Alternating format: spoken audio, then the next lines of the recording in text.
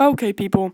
Today I am digitally informing you about the all-important cultural concepts of acculturation, assimilation, and transculturation, which may all seem like the same thing at first until you take a closer look.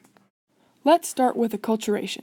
Acculturation, along with assimilation and transculturation, results from two or more cultures coming into contact with one another through diffusion.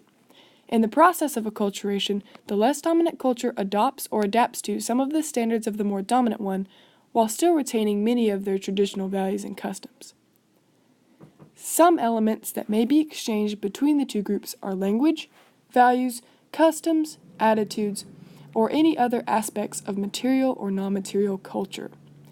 Although the less dominant culture seems to be the only party affected by acculturation, the dominant group is usually changed by the process as well. Common examples of acculturation occur as they coincide with immigration.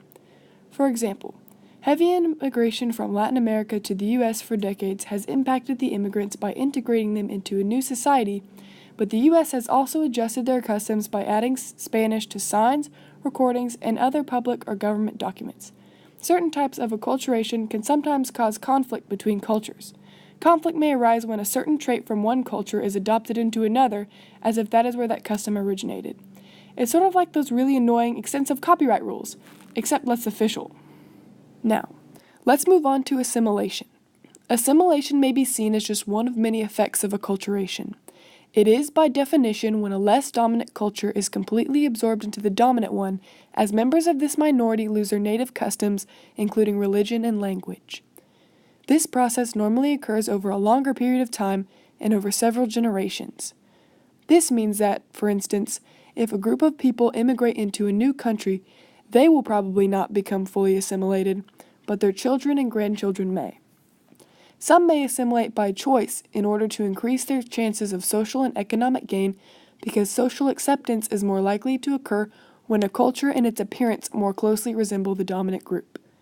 As acculturation and assimilation can be difficult to distinguish, assimilation, rather than acculturation, requires an acquisition of cultural traits that corresponds with the loss of traditional or native customs.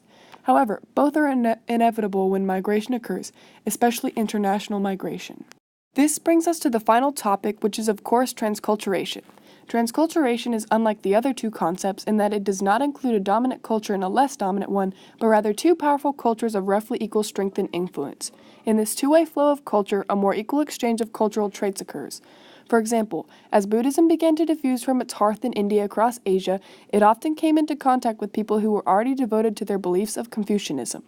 The two forces clashed and there was conflict between them for quite a while, but eventually transculturation occurred, and Confucianism and Buddhism have both been able to influence millions of people throughout the vast landscape of East Asia. In short, transculturation is best described as a relatively neutral exchange of ideas or traits without one party being more considerably affected compared to the other. Clearly, assimilation, acculturation, and transculturation have very different results even though they may all be stimulated by the same thing. So there you have it. I hope you now feel very knowledgeable about this subject, and thanks for watching.